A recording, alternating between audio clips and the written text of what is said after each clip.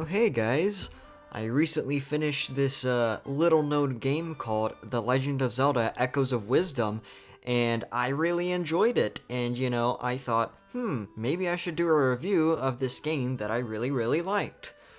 So, starting with the world of Echoes of Wisdom, it is exactly kind of what you'd expect from a 2D open world Zelda.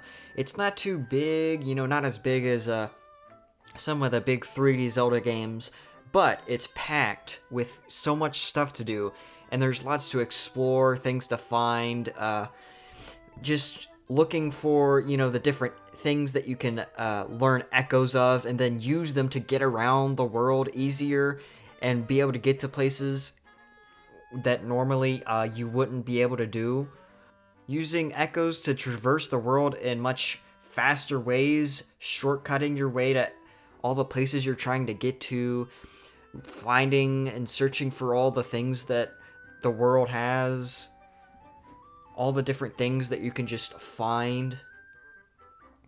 Things from caves, monster camps, rifts that you can just complete easily, not like any of the big rifts that lead to a dungeon, but rather smaller ones that are quick and easy. And of course, you have a bunch of side quests that you can find throughout the world, and also little mini dungeons that have little puzzles, enemies, and end with a boss that will give you a piece of heart for killing it. You're usually given those by side quests. You get a side quest that leads you to one of the little mini dungeons, and then you complete it and get a piece of heart. A really good thing to just give the game, some fun things to do just in the world, not connected to the story or anything. You just find this, complete it. That's great. In terms of freedom, you really can just go anywhere. You do have to, go through the tutorial. I didn't try going outside to the rest of Hyrule. I just ended up going to, the first dungeon, and I think it pretty much forces you to go that way, but after that, the world really opens up. And now, you still need to get, some good echoes to traverse the world much easier and be able to get to high places, without having to build like a million beds, staircase, which you can't even do because you have a limited amount of echoes you can spawn. But you can very easily, find the enemies that can give you the echoes that you want.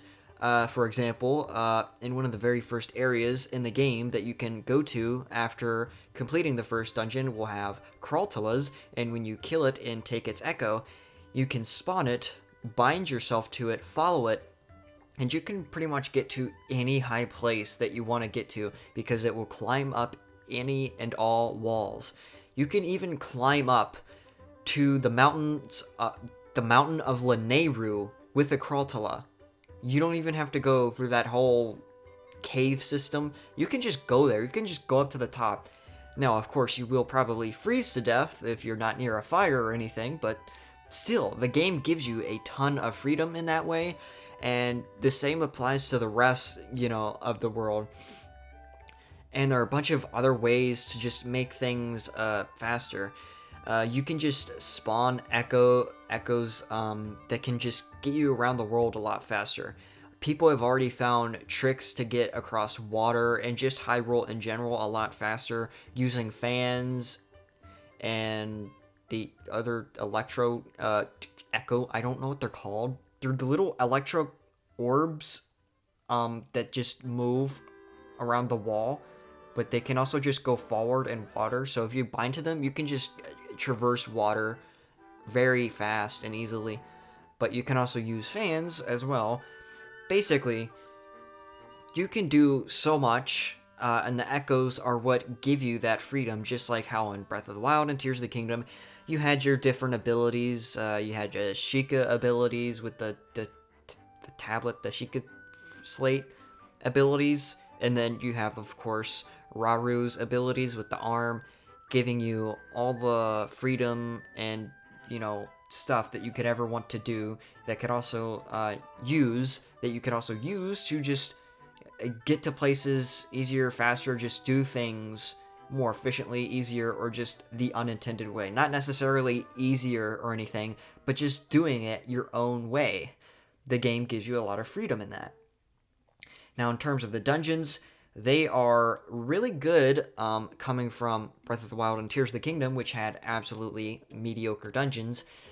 There was one dungeon in Echoes of Wisdom where it was like activate 4 things to get to the thing, kind of like Breath of the Wild and Tears of the Kingdom, but it was still very classic Zelda dungeon because you still needed the boss key. You couldn't go to all the rooms immediately, although I guess you probably could if you used the right echoes. I mean, technically, if you just got the boss key, I think there are ways to cheese the dungeons, but it's not as obvious or easy as it would be in, say, Breath of the Wild or Tears of the Kingdom. Mainly Tears of the Kingdom, because you can just freaking fly in that game. You can just create a flying device. So yeah, I think them making the dungeons more linear made it a very fun experience.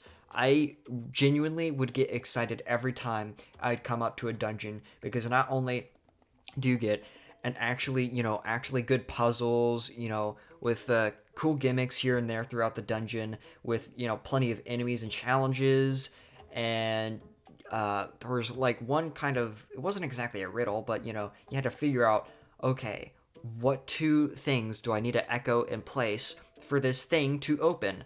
I don't remember which dungeon that is. I think it's the second one I did. In Gerudo Desert, that dungeon, there are a couple different statues of different, like owl, elephant, and then there's some others. And basically, you have to figure out which 2 it wants you to echo and place on these pedestals that will open the doorway to where you need to go forward to get, I believe it was the boss key or something. I don't know. I already forgot what it was. But basically, the dungeons are much better being linear in this way. Although, I guess if you really wanted to, you still do have freedom. You could find ways to cheese it, I think. You just have to try a little harder than you did in the last Zelda games. And yeah, when it comes to side content, I already talked a little bit about this, but you have plenty of caves and side quests. The side quests mostly are just kind of fine. To be honest, they aren't really that interesting. They're very simple. Some of them are more fun than others. Some of them are, really cool things, but some of them are just simple, like one thing to do tasks, and that's it. And then you're done with the side quest, which in 2 games like Breath of the Wild and Tears of the Kingdom, that makes sense because you probably need a lot of those kind of quests just to pad out the number of quests so that you have enough on top of already having a bunch of really good and really fun side quests. But in this game, it just does not feel that interesting when I find a side quest. Sometimes it'll be really cool, sometimes it'll lead to something really cool, like the ones that will lead you to mini dungeons, but overall, they're just okay most of the time. I mean, there are some good ones, but really, that was a disappointing factor in this, because in previous Zelda games, way before Breath of the Wild and Tears of the Kingdom, a game like Majora's Mask always had, pretty much every side quest would be super fleshed out, super, well designed and carefully crafted to be this really fun thing. But in this game, there's only a couple ones that feel slightly like that. And then the rest are just, okay, I did this one thing, and that was it. Now, as for the caves, that kind of stuff, finding pieces of heart, those are really fun. You just, are exploring the world, you find a cave, and then you just do the thing in there and get a nice reward. Sometimes a piece of heart, something else. It could be really anything.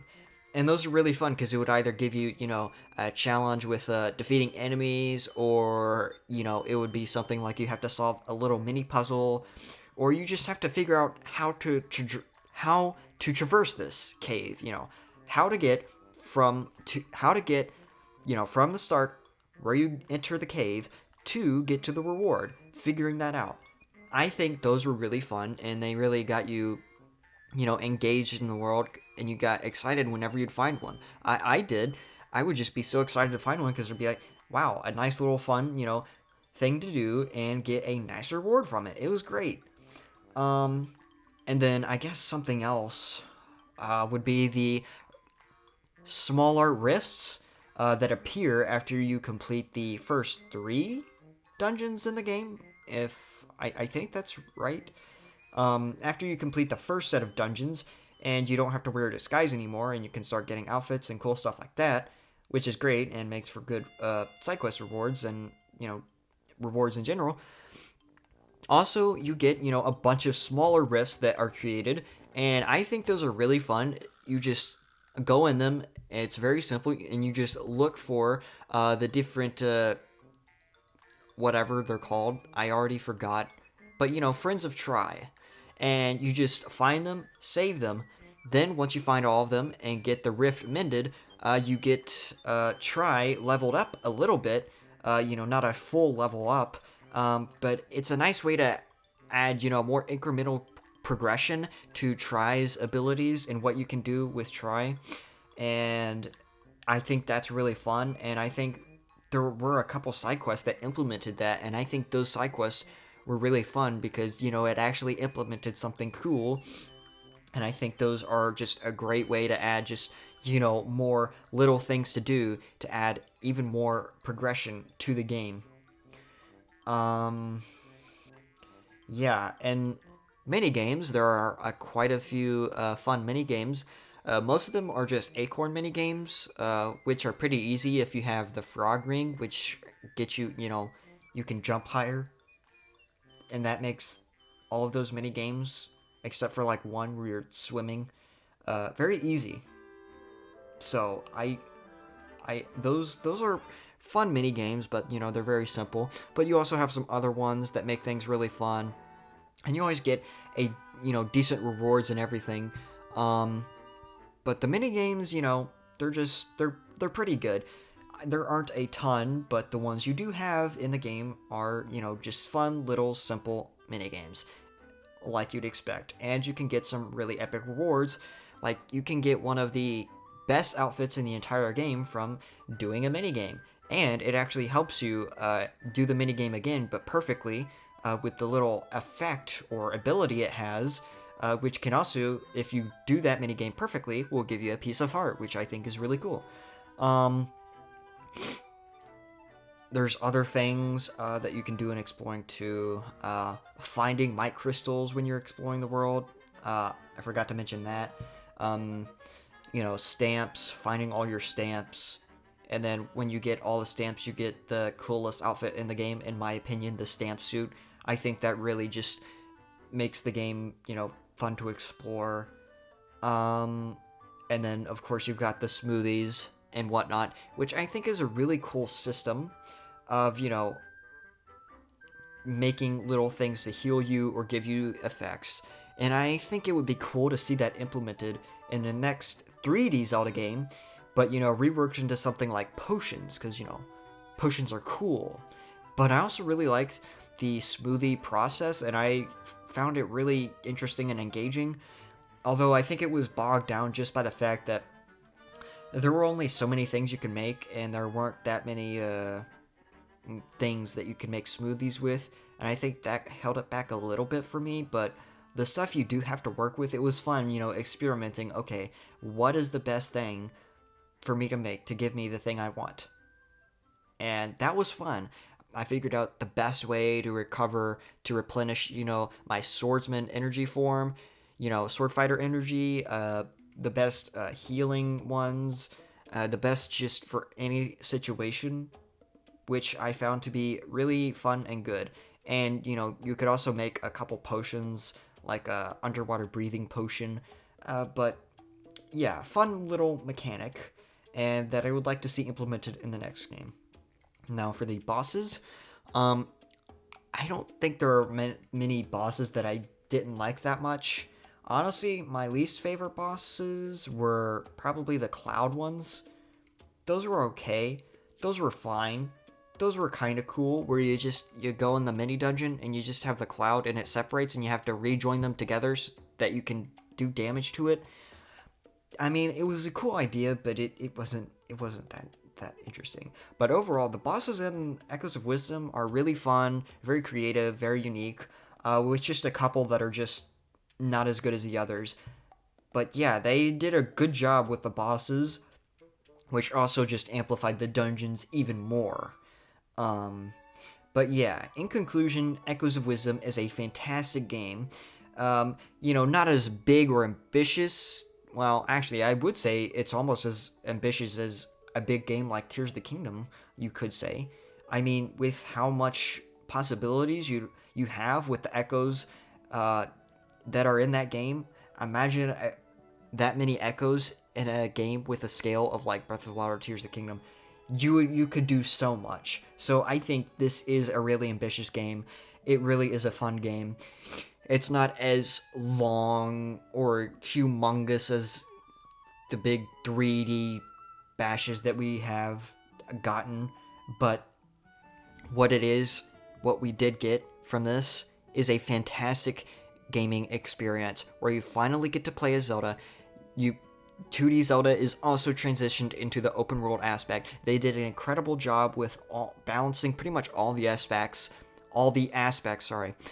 and giving us a good story too. On top of that, with a very unique final, villain. I think this was an amazing game, and I think if it was on the scale of Tears of the Kingdom, this honestly would top that for me. This game could top Tears of the Kingdom for me if it was just on a higher scale, because that's one of the biggest things I liked about those open world games was just the scale, and with how much freedom and side content and how much fun there is to be had in Echoes of Wisdom. If it was at a higher scale, this honestly could be in the top 3 for me. But this game still is very high for me. And honestly, it is my favorite game from this year. I haven't actually played that many games that came out this year, but still, it's Zelda game. I always pick Zelda game, because Zelda games are the best. And this one is fantastic. And in my opinion, I've played Link's Awakening. I think that's the only 2D Zelda I've actually finished. Whoopsies. But if I were to compare it to that, I think Echoes of Wisdom is better, honestly. And I think this is a fantastic game to get for the Nintendo Switch, and I would absolutely recommend it, and it is my personal game of the year. So yeah, that's Echoes of Wisdom, a fantastic game to come out this year, and yeah, it's great. That is all. Goodbye.